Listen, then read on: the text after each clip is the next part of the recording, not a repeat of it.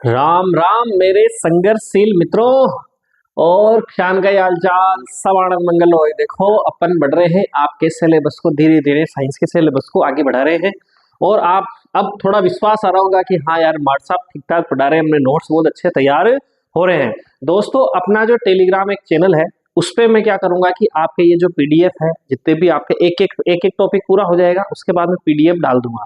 तो अपने टेलीग्राम वैसे अपना जो पेज है यूट्यूब के पेज से, वहां मैंने टेलीग्राम की लिंक डाल रखी है। बाकी आज कमेंट बॉक्स या डिस्क्रिप्शन के अंदर में और उसमें लिंक ऐड कर दूंगा, तो आप टेलीग्राम से भी जुड़ जाएं ताकि मैं कंप्लीट आपको यहाँ से जो भी नोट्स होगा वो नोट्स में क्या आपको टेलीग्राम के चैनल पर वहां पर प्रोवाइड करवा दूंगा।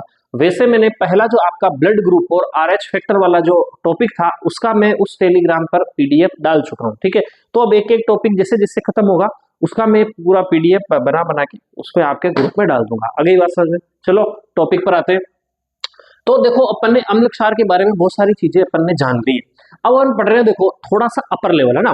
थोड़ा सा अपर लेवल का मतलब यहाँ कभी कभी वैसे जनरल साइंस के अंदर ये चीजें नहीं पढ़ी जाती, फिर भी कभी कभी एग्जामिनर का दिमाग खराब हो जाए, किसी भी एंगल से प्रश्न पूछ ले, तो मेरा ये कोशिश रहेगी दोस्तों कि आपके किसी भी फैक्टर से यहाँ क्वेश्चंस गलत नहीं हो, आपके दिमाग में हर प्रकार की अम्ल क्षार की इमेज बन जाएगी। अगर एग्जाम में यहाँ से क्वेश्चन आता है तो फिर ऐसे सोल्व कर सकते हैं। चलिए आते हैं अम्ल व क्षार से संबंधित प्रमुख संकल्पनाएं। संकल्पनाएं से यहाँ इन द सेंस है दोस्तों कि होगा क्या है कि आपने देख लिया अम्ल स्वाद में खट्टे होते हैं, कड़वे होते हैं, क्षार है ना, इस प्रकार से। अब यहाँ पर रासायनिक वैज्ञानिकों ने क्या किया है कि यार अपन कहाँ पीएच स्केल देखेंगे, क्या देखेंगे, तो अपन अलग अलग तरीके से देखते हैं यार कौन अम्ल है या कौन क्षार है। तो उस संदर्भ में क्या कुछ वैज्ञानिक आए जिनकी अवधारणा है, हालांकि कोशिश से बहुत सारों ने की लेकिन एक्सेप्टेड बहुत कम चीजें होती है। तो उस संदर्भ में पहले वैज्ञानिक आए आरहेनियस। क्या नाम है दोस्तों? आरहेनियस। आरहेनियस की अवधारणा दोस्तों क्या कहती है? आरहेनियस की अवधारणा कहती है, आप ऐसे जनरली जानते हो, वो साधारण सी बात बताई इन्होंने। अगर मैं एक अम्ल का उदाहरण लूं HCl या H2SO4, आप जानते हो सब अम्ल है, ठीक है, अम्ल है। और इन्होंने क्या कहा दोस्तों, इन्होंने एक बात कही कि अम्ल में आ रहा, देखो ये H, ठीक है, यानी H आ रहा है। जब इनको आप पानी में डालोगे, जब इनको क्या करोगे दोस्तों, पानी में घोलोगे, तो ये क्या करेंगे, इस पानी के अंदर क्या करेंगे, H आयन देंगे दोस्तों। आगे बात समझ में, ये पहले भी बात कर चुके हैं। पानी के अंदर क्या देंगे दोस्तों, H आयन देंगे। अगर जो पानी के अंदर H आयन दे रहा है, यानी जलीय विलयन में क्या देंगे दोस्तों, H आयन देंगे।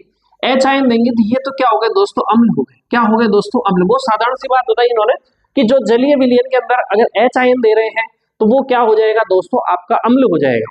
और इसके अलावा इन्होंने और बात बताई कि जितने ज्यादा H आयन जलीय विलयन में अगर ये प्रोवाइड करते हैं वो ही ज्यादा क्या होगा, प्रबल अम्ल होगा। यानी अगर मान लो HCl है, HCl क्या करा, पूरा H प्लस और Cl माइनस में टूट गया दोस्तों। अब यह खूब सारे H आयन हो गए। H2SO4 भी इस प्रकार से 2H प्लस और SO4 माइनस 2 आयनों में टूट गया, खूब सारे H, यानी पूरा का पूरा ये वियोजन हो जाता, टूट जाता दोस्तों। तो अच्छे खासे प्रकार के जलीय विलयन में H आयन मिल जाते हैं, तो ये क्या होंगे दोस्तों, आपके प्रबल अम्ल कहलाएंगे। लेकिन इसके इतर ही आप एसिटिक एसिड को देखेंगे दोस्तों, CH3COO, इसका ढंग से वियोजन, इसका जो वियोजन होता है दोस्तों CH3COO माइनस और H प्लस में होता है, लेकिन यह दुर्बल अम्ल है। कैसे दोस्तों, ये तो है प्रबल अम्ल, इनका वियोजन बहुत अच्छी तरीके से होता है, ये है दुर्बल अम्ल। दुर्बल अम्ल इनको इसलिए कहा कि इनके जलीय विलयन में जितने H आयन होने चाहिए उतने H आयन टूटते नहीं है दोस्तों। ये पूर्ण तरीके से ये अम्ल टूटता नहीं है, इसलिए इसको क्या कहा गया है दोस्तों, ये दुर्बल अम्ल है। क्या दोस्तों, ये दुर्बल अम्ल है। आगे बात समझे, एक चीज इन्होंने और बताई कि जैसे HCl ये बेटे बेटे ऐसा नहीं कि H आयन दे देगा, इसको जल में घोलना पड़ेगा। इसको क्या करना पड़ेगा दोस्तों, जल में घोलना पड़ेगा। यानी जल में घोलना पड़ेगा, यानी आपका HCl और जल में जब आप इसको घोलोगे H2O के अंदर, तो दोस्तों ये होगा क्या है कि H आयन स्वतंत्र नहीं रहते, तो क्या होते हैं साहब, ये H2O के साथ में मिलते हैं। H2O के साथ में मिलकर क्या बनाते हैं दोस्तों, H3O। कई एग्जामों में पूछा गया दोस्तों ये, है ना। तो जलीय विलयन में अम्ल अगर यूं कहे कि H आयन देते हैं या फिर कहें कि H3O आयन रिलीज करते हैं अम्ल, तो वो भी बात यहाँ पर क्या होगी दोस्तों, सही। और इसका नाम आपको याद करना होगा, हाइड्रोनियम आयन। क्या है दोस्तों, ये हाइड्रोनियम आयन, ये आपको बिल्कुल याद रहना चाहिए। H3O को क्या कहते हैं दोस्तों, हाइड्रोनियम आयन। जब तक इनको जल में नहीं घोलेंगे दोस्तों तो ये H आयन नहीं देंगे, और H आयन भी स्वतंत्र नहीं रहते दोस्तों। H2O जल के अणुओं के साथ में मिलकर H3O बनाते हैं दोस्तों, H3O प्लस, तो इन्हें कहते हैं आप हाइड्रोनियम आयन। ये तो H आयन, बात समझ में आ गई मेरे हिसाब से। प्रबल अम्ल दुर्बल अम्ल किस प्रकार से होंगे ये मैंने समझा दिया। अब इसके अंदर कुछ अम्ल प्रबल होंगे, कुछ अम्ल दुर्बल होंगे। अभी मैं लिखा दूंगा दोस्तों कि कौन से प्रबल अम्ल है और कौन से दुर्बल अम्ल है। इसके अलावा आर्हेनियस ने क्षारों के बारे में बताया कि जो जलीय विलयन में, अभी आप समझो इधर से, है ना, ये एग्जाम्पल से मैं ही आपको समझा रहा हूं दोस्तों।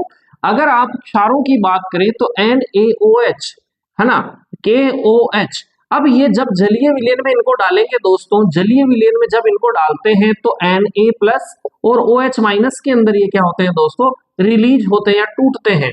ठीक है, तो ये पोटेशियम है दोस्तों, ठीक, और CaOH, और ये सबके सब कौन है दोस्तों, क्षार है ना। तो ये जल में मिलाएंगे जब इनको तो क्या होगा दोस्तों कि ये OH, है ना, 2 माइनस, इस प्रकार से ये क्या करते हैं दोस्तों, टूटते हैं।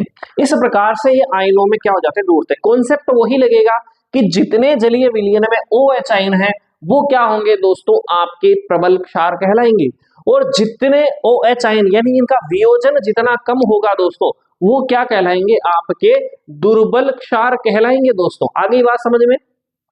इसी इन्होंने, इसका मतलब ये जलीय विलयन में क्या देंगे दोस्तों, OH आयन। तो यहां पर अगर बात करें, आर्हेनियस ने कहा कि जो जलीय विलयन में, क्या कहा दोस्तों, जलीय विलयन में जो OH आयन दे, OH आयन, ठीक है, OH आयन दे, हाइड्रोक्साइड आयन दे, उन्हें क्या कहते हैं दोस्तों, इन OH मतलब हाइड्रोक्साइड, है ना, वो हाइड्रोक्साइड या OH माइनस आयन दे, उन्हें क्या कहते हैं दोस्तों, आपको क्या कहेंगे, क्षार। और मैं कल भी आपको बता चुका हूं कि आपने इतनी चीजों के बारे में कि ये सब क्षारक है, लेकिन जो जलीय विलयन में घुले, जलीय विलयन में जो घुले, जलीय विलयन में जो घुलेगा वही क्षार क्या कहलाएगा, वही क्षारक क्या कहलाएगा दोस्तों, क्षार कहलाता है। आगे ही बात समझ में। चलिए अब बात करते हैं, आपको आर्हेनियस की बात समझ में आ गई होगी मेरे हिसाब से।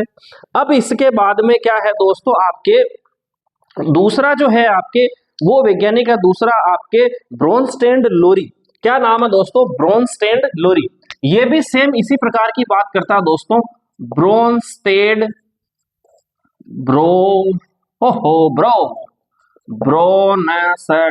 ब्रोनस्टेड लोरी, दो वैज्ञानिक है दोस्तों। इनकी अवधारणाएं इन्होंने दी अम्ल क्षार के बारे में।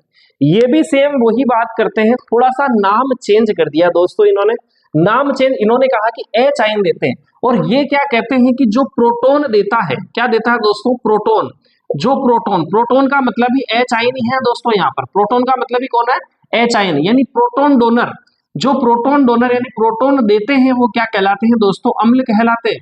और जो प्रोटॉन ग्रहण करते हैं, है ना, प्रोटॉन ग्रहण करते हैं, यानी प्रोटॉन जो ग्रहण करेंगे वो क्या कहलाएंगे, आपके क्षार कहलाएंगे। आ गई बात समझ में। तो ये कॉन्सेप्ट याद रखेंगे, मैं लिखा दूंगा अभी आपको नोट्स के रूप में। इसके अलावा दोस्तों आपके एक वैज्ञानिक और है, ये अवधारणा थोड़ी ज्यादा महत्वपूर्ण है। इस अवधारणा में क्या है, लुईस महोदय ने क्या किया दोस्तों, आपके यहाँ पर लुईस जो महोदय है उन्होंने आपका तीसरा नियम, तीसरी अवधारणा दी। लुईस जो अवधारणा है, यानी लुईस एक वैज्ञानिक है दोस्तों, इनके अम्लों को लुईस अम्ल और क्षारों को लुईस क्षार कहा जाता है दोस्तों। इन्होंने क्या कहा कि भाई देखो, सबसे पहली बात, जो इलेक्ट्रॉन यहाँ पर होंगे दोस्तों, इलेक्ट्रॉन पेयर डोनर, इलेक्ट्रॉन जो पेयर होगा दोस्तों, इलेक्ट्रॉन पेयर डोनर होंगे, वो क्या कहलाएंगे दोस्तों, क्षार कहलाएंगे। और इलेक्ट्रॉन पेयर एक्सेप्टर, जो एक्सेप्टर है दोस्तों, यानी ग्राही जो होंगे, ये आपके दाता है और ये ग्राही है ना, ये क्या कहलाएंगे दोस्तों, अम्ल कहलाएंगे। इसका मतलब ग्राही कब होता है, आपके मान लो आप पैसे कब किसी से लेते हो, जब आप में इलेक्ट्रॉन की कमी हो दोस्तों, यानी आप पैसे की कमी हो तभी तो आप किसी से पैसे लोगे, आपके पैसे ज्यादा हैं तभी तो आप किसी को उधार दे पाओगे। यानी ये जो है वो कैसे हैं दोस्तों, इलेक्ट्रॉन रिच है। इलेक्ट्रॉन कैसे हैं दोस्तों, रिच है। और ये क्या है दोस्तों, इलेक्ट्रॉन पुअर है, यानी जो इलेक्ट्रॉन ग्राही है, यानी उनमें क्या होगा, इलेक्ट्रॉन की कमी होगी। यानी इनका जो अगर बात करें, जैसे उदाहरण के तौर पर अम्लों की बात करते हैं तो BF3 है दोस्तों, BF3 और BCl3, AlCl3 इस प्रकार के एग्जाम्पल आते हैं दोस्तों। है ना, ये सारे अम्ल है। अब इन्होंने लुईस के क्यों अवधारणा की जरूरत पड़ी दोस्तों? देखो एक्चुअली होता क्या है, इन्होंने कहा एच आयन देते हैं वो सब अम्ल है, ओ एच आयन। अगर मान लो ब्रोस्टेन लोरी ने कहा प्रोटॉन, प्रोटॉन का मतलब ही एच आयन है, लेकिन बाद में सभी वैज्ञानिकों ऐसे घटित होती दोस्तों, और वो अपने टेबल कुर्सी लगा के बड़े आराम से अपने नियम बताते हैं। तो बीच में कुछ मान लो बड़े से मेहनत करके आते हैं, बड़े आराम से यार आज बताएंगे, फोड़ देंगे सबको ये रूल, और अपना ही रूल चलेगा, अपना ही सिक्का चलेगा, पुष्पाराज वाला सिक्का, ठीक है। अब होते क्या, कुछ कपेड़ी होते दोस्तों आपसे मेरे जैसे, उनसे कुछ काम होता नहीं है, सामने बैठ के क्या करते हैं कि यार इसमें ये कमी निकालते, इसमें ये कमी निकालते। तो किसी ने सामने से कमी निकालते, विज्ञान की यही खूबसूरती दोस्तों, वो कमी को एक्सेप्ट करता है और उसके बारे में खोजें आगे से आगे बढ़ती रहती है। वरना अगर मान लो सोचे नहीं नहीं यही नियम है और फाइनल है, तो उसके बाद में कुछ वहां पर अवधारणाएं नई अवधारणाएं आ नहीं सकती। तो यहाँ कुछ कपेड़ी थे, तो इन दोनों से पूछा भाई बहुत सारे ऐसे अम्ल होते हैं जैसे कि BF3 है, BCl3 है, या फिर अपन बात करें कि AlCl3 है, इस प्रकार के जो आपके अम्ल हैं इनमें तो आपके एच आयन आ ही नहीं रहे, तो आप इनकी व्याख्या कैसे करोगे कि ये अम्ल है? तो लोगों ने सोचा यार बात तो सही है, तो फिर इन्होंने चैलेंज एक्सेप्ट किया और बताया भाई इलेक्ट्रॉन पेयर जो डोनर है वो क्षार है, और इलेक्ट्रॉन पेयर जो ग्राही एक्सेप्टर है वो क्या कहलाते हैं दोस्तों, आपके अम्ल कहलाते हैं। तो यानी जो BCl3 BF3 ये है। अब सबसे पहली बात जो इनका केंद्रीय परमाणु है, यानी इसका केंद्रीय जो परमाणु है, इनमें क्या होता है दोस्तों, अष्टक पूर्ण नहीं होता है, ये अपूर्ण अष्टक के होते हैं। कैसे होते हैं दोस्तों, अपूर्ण अष्टक के होते हैं। कैसे होते हैं दोस्तों, अपूर्ण अष्टक के होते हैं। ये अपूर्ण अष्टक के होते हैं, यानी इनको इलेक्ट्रॉन चाहिए तभी तो इनका अष्टक पूर्ण होगा। तो इलेक्ट्रॉन चाहिए तो इलेक्ट्रॉन ग्रहण करेंगे, इनकी क्वालिटी इन्होंने बता दी भाई इनके पास इलेक्ट्रॉन नहीं है, ये इलेक्ट्रॉन ग्रहण करेंगे, इसलिए इनको क्या कहा गया दोस्तों, अम्ल कहा गया। अब आप बात करते हैं इसके बाद में CO2 और SO2। देखो CO2 और SO2 इनकी अवधारणा इन्होंने बताई कि भाई वो भी अम्ल कहलाएंगे जिनकी इलेक्ट्रॉन बंधुता, यानी इलेक्ट्रॉन नेगेटिविटी जो होगी, इलेक्ट्रॉन नेगेटिविटी मतलब दूसरे परमाणु को अपनी ओर खींचने वाले, दूसरे परमाणु के इलेक्ट्रॉन को अपनी ओर खींचने वाले, अगर उनकी इलेक्ट्रॉन नेगेटिविटी, अगर बात करें यहाँ कार्बन और ऑक्सीजन, ऑक्सीजन की यहाँ इलेक्ट्रॉन नेगेटिविटी दोस्तों ज्यादा है, तो यानी इनकी इलेक्ट्रॉन नेगेटिविटी आपस में क्या है, एक की कम है और एक की ज्यादा है। इसमें भी सल्फर और ऑक्सीजन में ऑक्सीजन की ज्यादा है, तो सल्फर ऑक्सीजन यानी विद्युत ऋणता में अंतर, विद्युत ऋणता में इलेक्ट्रॉन नेगेटिविटी यानी विद्युत ऋणता, विद्युत ऋणता में अंतर जो होता है दोस्तों, वो भी क्या होते हैं आपके, क्या कहलाते हैं, अम्ल कहलाते हैं। इनमें भी इलेक्ट्रॉन की कमी होती है दोस्तों। और इसके अलावा उन्होंने क्या कहा कि सभी जितने भी धनायन हैं, मान लो क्या कहा, मान लो मैंने कहा Na+ हो गया या Cl+ हो गया, I+ हो गया। अब प्लस लगने का मतलब इन्होंने इलेक्ट्रॉन त्यागा होगा दोस्तों, तो इलेक्ट्रॉन त्यागने के कारण इनमें इलेक्ट्रॉन की कमी हो गई होगी। तो ये जब जितने भी धनायन हैं वो सबके सब भी क्या होंगे दोस्तों, अम्ल कहलाएंगे। ये बहुत ही महत्वपूर्ण चीज है दोस्तों, याद करना है इसको। इसके अलावा क्षार जो होते हैं ये कैसे होते हैं दोस्तों, धनवान होते हैं। कैसे होते हैं दोस्तों, धनवान होते हैं। तो जितने भी क्षार है ROH है ना, तो इनमें एकाकी इलेक्ट्रॉन युग्म होता है दोस्तों, है ना, H2O है, ठीक है, NH3 है, ये सब में क्या होता है दोस्तों, एकाकी इलेक्ट्रॉन युग्म होता है, यानी लोन पेयर्स, इसके अंदर एक्स्ट्रा इलेक्ट्रॉन पड़े रहते हैं दोस्तों। तो ये दे सकते हैं, तो ये देने वाले इनके पास अधिक है, तो ये क्या गलत है, क्षार गलत है। अब मैं इनको बढ़िया सिस्टमेटिक तरीके से एक बार इसका ऐसे ही स्क्रीनशॉट ले लो ताकि इमेज आपके दिमाग में जाए कि मार्ट साहब ने इसके बाद ये बताया था, ये बताया था। फिर मैं आपको इसको बढ़िया नोट्स की तरफ लिखा देता हूँ। एक बार इसका ऐसे ही स्क्रीनशॉट ले लो दोस्तों, फिर मैं लिखा देता हूँ इसको।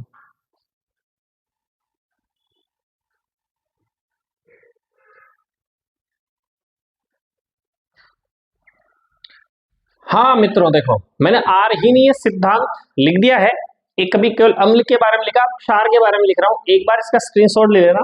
मैंने लगभग लोग सब चीजें लिख दी जो अपन ने बात की थी। ये लास्ट में बोरिक एसिड देख लेना दोस्तों, इसका सूत्र कभी कभी एग्जाम में आपको कंफ्यूज करने के लिए बी और ब्रैकेट के अंदर OH होल थ्राइस दे दिया जाता है। ये बोरिक अम्लीय H3BO3 इसका सूत्र होता है। ये जल में H आयन देता है, आपको दिख रहा OH है ना, तो आप क्षार मत कर देना इसको, ये अम्ल है दोस्तों, इसका नाम है बोरिक अम्ल, दुर्बल अम्ल होता है ये, ठीक है। एक बार स्क्रीनशॉट ले लो, फिर आगे की ओर मैं लिख देता हूँ।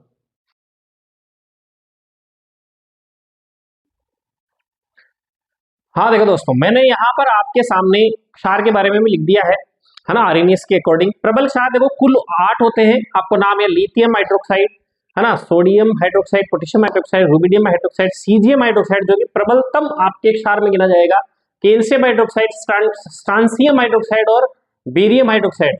दुर्बल क्षार में बेरिलियम हाइड्रोक्साइड, मैग्नीशियम हाइड्रोक्साइड और एल्यूमिनियम हाइड्रोक्साइड। देखो दुर्बल क्षार है मैग्नीशियम और एल्यूमिनियम का हाइड्रोक्साइड, इसीलिए इसको एंटासिड के रूप में अपन पेट की अम्लता दूर करने में काम में ले रहे थे, प्रबल क्षार को नहीं लेते हैं।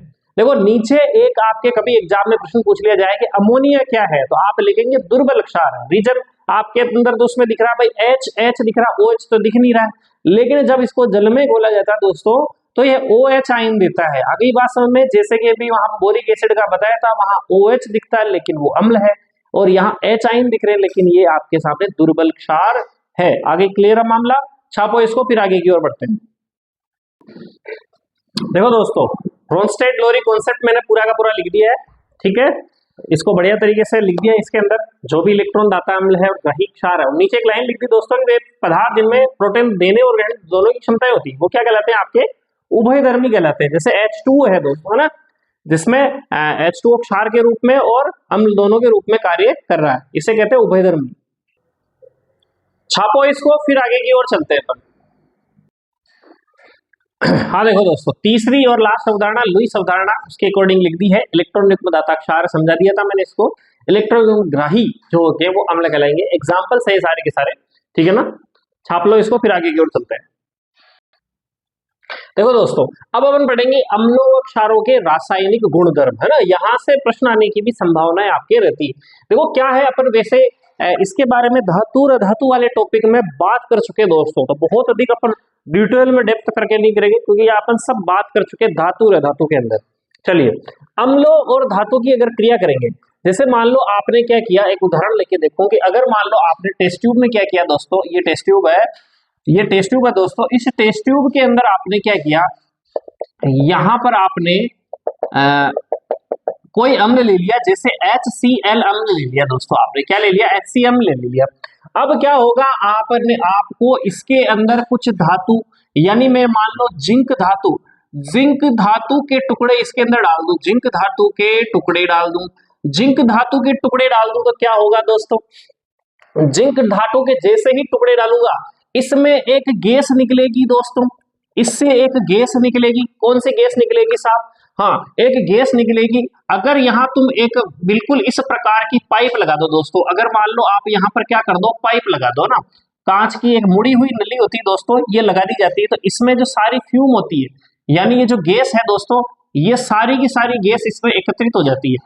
थोड़ा सा अलग पेन से इसको बना दिया जाता है, तो अगर मैं इसको एक जस्ट मिनट इस तीर वाले निशान को मैं अलग पेन से बना देता हूँ दोस्तों, ये ना साहब, ये आपने जिंक धातु, और यहाँ पर आपने कांच की मुड़ी हुई नली ले ली दोस्तों, और यहाँ पर इस प्रकार से यहाँ एक टब है, इस टब में क्या है दोस्तों, साबुन का पानी है। क्या है दोस्तों, साबुन का पानी है, साबुन का पानी।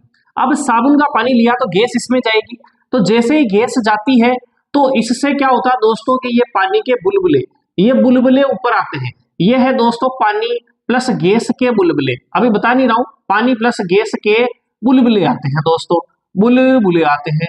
अगर तुम इस कंडीशन में यहाँ पर अगर कोई जलती हुई तीली या जलती हुई मोमबत्ती, ये जलती हुई क्या दोस्तों, मोमबत्ती है, ये जलती हुई मोमबत्ती है दोस्तों, ठीक है, ये क्या है, जलती हुई मोमबत्ती, मोमबत्ती, जलती हुई मोमबत्ती अगर आप ले जाते हो तो कैसी आवाज आती है दोस्तों, फट फट।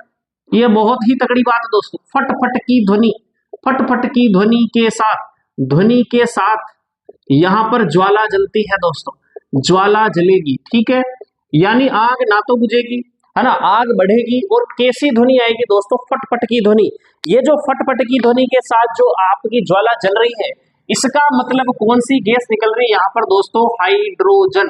कौन सी गैस निकल रही है दोस्तों, हाइड्रोजन गैस निकल रही है। आगे बात समझ में, तो ये हाइड्रोजन गैस का टेस्ट है दोस्तों, यानी आपने अम्ल लिया और धातु ली, जैसे कि मैंने यहाँ पर ले लिया HCl ले लिया और धातु कोई जिंक ले ली, तो यहाँ पर क्या होगा दोस्तों, देखो जिंक क्लोराइड है ना, जिंक क्लोराइड, यहाँ पर अगर आप 2 ले लीजिए दोस्तों, और प्लस क्या निकलता है दोस्तों, H2, यानी हाइड्रोजन गैस निकलती है। और यहाँ तक समझ में आई दोस्तों कि ये जिंक जो है, जिंक क्लोराइड क्या है दोस्तों, लवण है। क्या है दोस्तों, लवण। क्या है दोस्तों, लवण। और लवण के साथ कौन सी गैस निकलेगी दोस्तों, हाइड्रोजन, हाइड्रोजन गैस यहाँ पर निकलेगी। यानी अम्ल और धातु की क्रिया कराएंगे तो लवण बनेगा और हाइड्रोजन गैस निकलेगी, हाइड्रोजन गैस निकलेगी। आगे बात समझ में, तो हाइड्रोजन गैस ये बड़ी इंपॉर्टेंट चीज है दोस्तों। दूसरी अगर बात करें आप यहाँ पर कि क्षार, सेम इसी प्रकार से क्षार की क्रिया यदि आप धातु से करवाते हैं तो सेम यही चीज होगी दोस्तों, लवण प्लस हाइड्रोजन गैस निकलेगी, लवण प्लस हाइड्रोजन गैस यहाँ पर रिलीज होगी। अपन बात कर चुके हैं इसके बारे में, समझ में आ रही है आपको। इसके उदाहरण के तौर पर मान लो मैंने ले लिया सोडियम हाइड्रोक्साइड की क्रिया में जिंक धातु के साथ करवाता हूं दोस्तों, तो यहाँ पर एक लवण बनता है सोडियम जिंकेट, ZnO2, सोडियम दोस्तों जिंकेट बनता है, और यहाँ पर हाइड्रोजन गैस क्या होती है दोस्तों, निकलती है। यहाँ नाम है इसका सोडियम जिंकेट। क्या नाम है दोस्तों, सोडियम जिंकेट, ठीक है, सोडियम जिंकेट। और ये भी पढ़ चुके हैं कि सभी धातुएं इस प्रकार की क्रियाएं नहीं, सभी धातुएं इस प्रकार की क्रियाएं नहीं देगी, इसके बारे में भी अपन पढ़ चुके हैं। आगे बात समझ में, तो क्षारों की क्रिया यदि आप धातु से करवा देते हो और अम्लों की क्रिया धातु से करवा देते हैं दोस्तों, तो क्या होता है, यहाँ पर लवण का निर्माण होगा, क्योंकि आप जानते हो दोस्तों लवण का निर्माण यहाँ पर होगा और हाइड्रोजन गैस यहाँ पर क्या होगी दोस्तों, निकलेगी। एक बार इसका स्क्रीनशॉट ले लो, फिर अपन दूसरा रासायनिक गुणधर्म इसके बारे में लिखते हैं दोस्तों। देखिए दोस्तों, अगला जो इसका गुणधर्म है वो है धातु कार्बोनेटो व धातु बाइकार्बोनेट। बाइकार्बोनेट यानी हाइड्रोजन कार्बोनेट की अम्लता के साथ क्रिया। तो धातु कार्बोनेट जो आप जानते हो दोस्तों, Na2CO3, Na2CO3 ये तो है धातु कार्बोनेट, और एक है दोस्तों NaHCO3, ये है बाइकार्बोनेट, है ना, यानी हाइड्रोजन कार्बोनेट या बाइकार्बोनेट। इसे आप कहते हैं खाने का सोडा, इसे आप कहते हैं धोने का सोडा, ठीक है, बात समझ में आ गई। अच्छा, इसकी क्रिया किससे करवानी है आपको, अम्ल से करवानी है। किससे करवानी है दोस्तों, अम्ल से, HCl से करवाते हैं दोस्तों। तो आपको पता है कि किस रूप में, अगर इसको आयनों के रूप में अपन माने तो ये क्या होता है दोस्तों, Na+ और CO3- के रूप में क्या होता है, टूटता है। तो यहाँ पर किस रूप में टूटेगा दोस्तों, Na, और ये HCl आप जानते हो कि Cl- और H+ आयनों में टूटता है, तो ये प्लस और इसका माइनस मिल जाएगा दोस्तों, तो NaCl बन जाएगा, NaCl बन गया। इसके अलावा ये जो CO3 है ये दो रूप में टूटती है, CO2 और ऑक्सीजन, है ना। तो ये क्या कर लेगा दोस्तों, यहाँ पर H से जुड़कर किसका निर्माण करेगा, जल का निर्माण करेगा, और इसके साथ में कौन सी गैस निर्माण होगी दोस्तों, कार्बन डाइऑक्साइड गैस रिलीज होगी। ये आपको सबसे ज्यादा इंपॉर्टेंट है। तो हाइड्रोजन कार्बोनेट या फिर बाइकार्बोनेट या फिर कार्बोनेटों के अगर अम्लों की क्रिया करवाएं दोस्तों, तो कौन सी गैस रिलीज होती है, CO2। अगर इसमें जलती हुई, इस गैस में जलती हुई मोमबत्ती ले जाते हैं, जलती हुई मोमबत्ती ले जाते हैं, तो क्या होगा दोस्तों, ये क्या होगा, मोमबत्ती क्या हो जाएगी, बुझ जाएगी। मोमबत्ती क्या हो जाएगी दोस्तों, मोमबत्ती क्या हो जाएगी, बुझ जाएगी दोस्तों, क्या हो जाएगी, बुझ जाएगी। रीजन क्या है दोस्तों कि CO2 गैस की प्रकृति क्या है कि वो आग बुझाने में सहायक है ना। फायर एक्सटिंग्विशर जो आपका अग्निशामक यंत्र है उसमें कौन सी गैस निकलती है दोस्तों, CO2 गैस ही निकलती है, और उनमें भी यही कार्बोनेट और बाइकार्बोनेट, मुख्यतः बाइकार्बोनेट यहाँ पर होते हैं दोस्तों। तो इसके अलावा इसकी क्रिया भी यहाँ बैलेंस कर सकते हैं इसको दोस्तों, थोड़ी बैलेंस नहीं होगी, ये बैलेंस कर सकते हैं इसको। इसके अलावा यहाँ पर अगर आप HCl वापस क्रिया करवाते हैं तो सेम यही चीज यहाँ पर बनती है दोस्तों, यानी लवण। ये क्या है, NaCl क्या है दोस्तों, लवण है। और अब लवण क्यों बना, देखो दोस्तों रीजन क्या है, Na2CO3 और नाम ये भी खुद भी अपने आप में लवण, लेकिन ये क्षारीय लवण, यानी इसमें गुण कौन सा पाया गया है दोस्तों, क्षारीयता का गुण पाया गया है, और ये क्या है, अम्ल है। तो अम्ल और क्षार की क्रिया होगी तो ये क्या बनेगा दोस्तों, लवण बनेगा। क्या बनेगा दोस्तों, लवण का निर्माण होगा, और ये जल है, और CO2 गैस बनेगी। कौन सी गैस बनेगी दोस्तों, CO2। तो क्या रूल निकला दोस्तों यहाँ पर कि आप क्या बोलते हैं इसे, आप यदि मान लो अम्लों की क्रिया अम्ल प्लस धातु कार्बोनेट या धातु बाइकार्बोनेट भी लिख सकते हैं, या हाइड्रोजन कार्बोनेट भी लिख सकते हैं दोस्तों। बाइकार्बोनेट है ना, कार्बोनेट यानी CO3 ग्रुप जहां आ जाए वो कार्बोनेट है दोस्तों। अगर इनकी क्रिया कराई गई तो दोस्तों बनता क्या है, लवण। क्या बनेगा दोस्तों, लवण बनेगा। इसके अलावा क्या बनेगा दोस्तों, जल बनेगी, और इसके क्या बनेगी दोस्तों, CO2 गैस बनेगी। ये CO2 कार्बन डाइऑक्साइड गैस महत्वपूर्ण है। ऐसे ही एग्जाम में प्रश्न पूछे जाएंगे दोस्तों, आपको समीकरण दे दी जाएगी और आगे पूछा जाएगा क्या बनेगा। इसके अलावा अगर बात करें आपको कि अगर ये CO2 गैस जो है, CO2 गैस को क्या कर दिया जाए, किसी भी जैसे आपके यहाँ पर बिन बुझा हुआ चूना, बुझा हुआ चूना आप जानते हो उसको, बुझा हुआ चूना, ये नाम आपको इस तरीके के नाम याद होने चाहिए दोस्तों, बुझा हुआ चूना। देखो मैंने पहले भी बताया ये आपके CaO है, ये बिन बुझा हुआ चूना है। इस चूने में अगर आप क्या मिला दो दोस्तों, जल मिला दिया जाए तो ये क्या, जल का मतलब होता है वो बुझा दिया जाता है उसको, तो बुझा हुआ चूना यहाँ पर इसका निर्माण हो जाता है। बुझे हुए चूनों में आपने क्या कर दिया, यहाँ पर CO2 गैस रिलीज कर दी दोस्तों, तो क्या बन जाता है दोस्तों, यहाँ पर कैल्शियम कार्बोनेट का निर्माण होता है। किसका निर्माण होता है दोस्तों, कैल्शियम कार्बोनेट, और क्या बन जाता है दोस्तों, H2O बन जाता है। क्या बन जाता है दोस्तों, H2O। और ये कैल्शियम कार्बोनेट किस रंग का होता है दोस्तों, यहाँ पर श्वेत अवक्षेप बन जाता है। क्या बन जाता है दोस्तों, श्वेत अवक्षेप बन जाता है। तो यानी अगर मान लो ये जो CO2 गैस रिलीज हुई है, बुझे हुए चूने में प्रवेश करवा दी जाए तो कैसा अवक्षेप बन जाता है दोस्तों, श्वेत अवक्षेप का निर्माण यहाँ पर हो जाता है। आगे बात समझ में, अगर इसमें आप कैल्शियम कार्बोनेट के अंदर और अधिक मात्रा में यदि आप CO2 रिलीज करते हो तो यहाँ पर जल में विलयशील एक पदार्थ बन जाता है, उसका नाम है कैल्शियम हाइड्रोजन या कैल्शियम बाई कार्बोनेट यौगिक बन जाता है। आगे बात समझ में, एक बार इसका स्क्रीनशॉट लो, फिर अपन चलते हैं आगे की ओर। अब इसके अलावा तीसरा जो गुण था दोस्तों, आपने उदासीनीकरण का गुण है, वो उदासीनीकरण का गुण मैंने पहले ही बता दिया, बार बार लिखाने की उसको जरूरत नहीं है। अम्ल और क्षार मिलेंगे और किसका निर्माण करते हैं, लवण का। ये महत्वपूर्ण नहीं है, महत्वपूर्ण इसमें ये होगा दोस्तों कि ये कैसी विक्रिया, उष्माक्षेपीय विक्रिया होगी, यहाँ उष्मा रिलीज होगी। ठीक है दोस्तों, छापो इसको। अब देखो दोस्तों, यहाँ आपके क्या है कि कुछ महत्वपूर्ण यौगिक आपके सिलेबस में दे रखे हैं, अब उसके बारे में अपन चर्चा कर रहे हैं। ठीक है, थोड़े ज्यादा अपन बता देंगे, ठीक है, एक दो चीजें एक्स्ट्रा भी बता देंगे ताकि इर्द गिर्द आए तो अपना काम हो जाए। और लास्ट में अपन बात कर लेंगे अम्लों और क्षारों के क्या क्या यूज होते हैं, जो छूटे जो सब कुछ आ जाएंगे, कहीं बीच में कुछ क्वेश्चन भी पूछ ले तब आपको एक स्लाइड प्रोवाइड करवा दी जाएगी। पहला है आपके विरंजक चूर्ण, इसी का ही नाम है दोस्तों ब्लीचिंग पाउडर। विरंजक चूर्ण, विरंजक यानी ये रंग उठाने वाला है, और इसका नाम क्या है, ब्लीचिंग पाउडर। अब इसका सबसे पहले तो फॉर्मूला आपको याद होना चाहिए, CaOCl2, CaO यानी कैल्शियम हाइपोक्लोराइड। समझ में आ गई ना बात, CaOCl2 यहाँ पर आपको ये याद करना है। इसके अलावा दोस्तों, इसकी जो बनता कैसे है, ये बनता कैसे है दोस्तों, आपका बुझा हुआ चूना है ना, बार बार बोल रहा हूँ, CaO और इसके होल के अंदर यानी OH होल ट्वाइस है दोस्तों।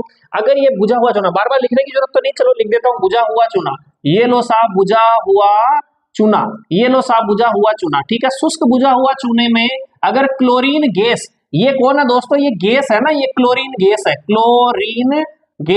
क्लोरीन गैस यदि आप प्रवाहित करते हो तो क्या बन जाता है दोस्तों, CaOCl2 का निर्माण हो जाता है, CaOCl2 का निर्माण यहाँ पर हो जाता है। कई बार इसकी आपके स्ट्रक्चर पूछ ली जाती है दोस्तों, और इसके साथ में जल का निर्माण हो जाता है दोस्तों। ठीक है, कई बार इसकी स्ट्रक्चर पूछ ली जाती है दोस्तों, तो इसकी स्ट्रक्चर में देखो, सबसे पहले यहाँ आपको समझनी होगी दोस्तों, ये बनता क्या, Ca कैल्शियम की दो संयोजकता होती है, तो एक तरफ OH और एक तरफ OH, इस प्रकार से OH जुड़ा रहता है, फिर क्लोराइड आयन का इस पे आक्रमण होता है, और यहाँ से देखो यहाँ क्या होता है दोस्तों, यहाँ पूरा का पूरा ये OH आयन और यहाँ पर एक H, ये पूरा का पूरा यहाँ से हट जाता है दोस्तों, यानी ये H2O पूरा का पूरा जल के रूप में निकल जाता है।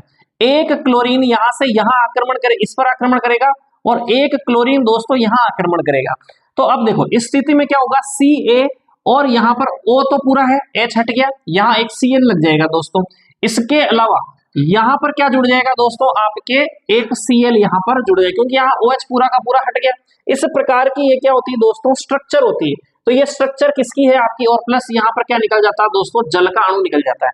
अब यहाँ मध्यस्थ के रूप में देखना दोस्तों, मध्यस्थ के रूप में घटना क्या होती है कि Ca और यहाँ केवल यहाँ पर दोस्तों यहाँ पर केवल O बच रहा है, और नीचे की तरफ यहाँ पर ये बंद पूरा का पूरा खुला हुआ, फिर ही Cl आक्रमण करेगा।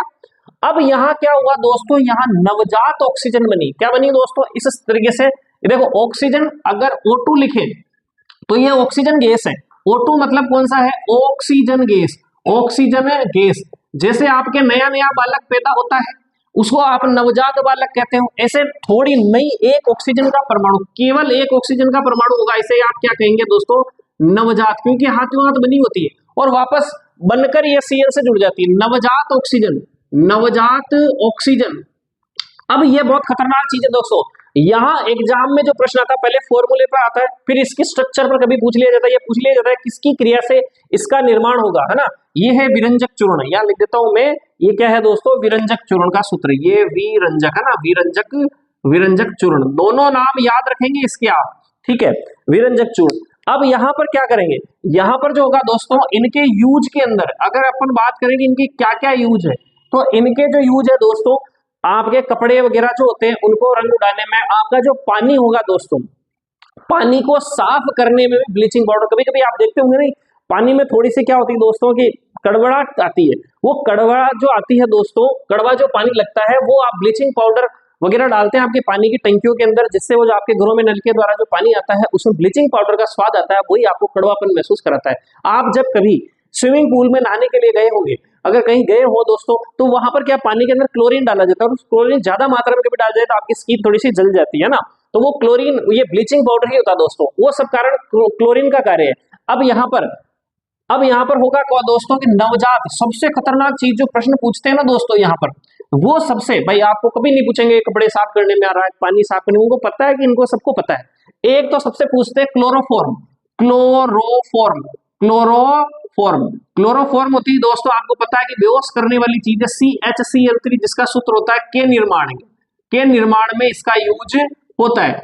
दूसरा जो दोस्तों अभी मैं बता रहा हूं कि रंग उड़ाने में, क्या दोस्तों? कपड़ों का, किसका? आपका नहीं और मेरा नहीं, कपड़ों का रंग उड़ाना, कपड़ों के रंग उड़ाने में, कपड़ों के रंग उड़ाने में, है ना, उनको बिल्कुल व्हाइट कर देती है दोस्तों, कपड़ों के रंग उड़ाने में। अब कपड़ों के रंग उड़ाने में दोस्तों सबसे महत्वपूर्ण भूमिका, कई किताबों में इसको नवजात ऑक्सीजन दिया गया, रीजन क्या है इसका? कारण यहां लिख रहा हूं मैं, कारण क्या है दोस्तों? नवजात, नवजात ऑक्सीजन, नवजात ऑक्सीजन, ये ही क्या करती है दोस्तों? इसको ऑक्सीकृत कर देती है, जिसके कारण उसका रंग उड़ जाता है। इसका फॉर्मूला केवल O होगा, ठीक है। और इसका दूसरा कारण कई किताबों में आया हुआ दोस्तों, दोनों को कभी ऑप्शन में नहीं देंगे, क्लोराइड आयन, है ना, क्लोराइड, है ना, chloride ion, Cl ion, Cl ion, इसका दूसरा कारण है दोस्तों, Cl आयन या क्लोरीन अपन बात कर सकते हैं, जो क्लोराइड है वो Cl आयन है दोस्तों, ये भी इसका एक कारण है, दोनों मिलकर काम करते हैं। लेकिन अगर आपको प्रायोरिटी देनी हो दोस्तों, तो ये ज्यादा प्रायोरिटी पर है, ये सिंगल प्रायोरिटी पर है। तो नवजात ऑक्सीजन ही आपका क्या करती है? रंग उड़ाने, यानी विरंजक, पूछ लिया जाएगी विरंजक के अंदर विरंजक तत्व कौन सा है, तो यानी जो ऑक्सीजन होगा ये क्या है? विरंजक तत्व है। इनको क्या कह देंगे? सम्मिलित रूप से दोनों को विरंजक तत्व, दोनों क्या है? दोनों विरंजक तत्व, दोनों विरंजक तत्व है दोस्तों। लेकिन सबसे महत्वपूर्ण कौन है? ऑक्सीजन है।